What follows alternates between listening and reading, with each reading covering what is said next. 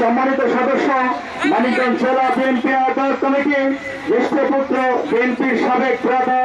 মহাসচিব খন্দকার দেলোয়ার হোসেন। বিশেষ অতিথিরা রয়েছেন ডাক্তার রুনা খন্দকার,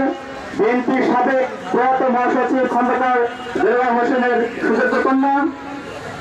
মোহাম্মদ শাহজাহান, চেয়ারম্যান মহকুমা ইউনিয়ন পরিষদ, মোহাম্মদ হিসানুল ইসলাম টিপু, আহ্বায়ক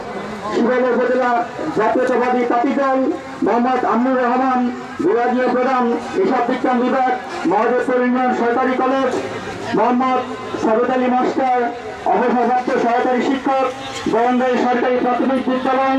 মোহাম্মদ ওকুলউদ্দিন মোল্লা, সহসভাপতি বরঙ্গাই বাজার পরিচালনা কমিটি জনাব মোহাম্মদ জুয়েলুজ্জামান, সাধারণ সম্পাদক বরঙ্গাই বাজার পরিচালনা কমিটি মোহাম্মদ আবুল কালাম আজাদ সেন্টু, সহকারী পরিচালক ও অনুষ্ঠান সমন্বয়কারী বিটিভি মোহাম্মদ সেলিম মিয়া টঙ্কু, চিফ জুডিশিয়াল ম্যাজিস্ট্রেট কোর্ট।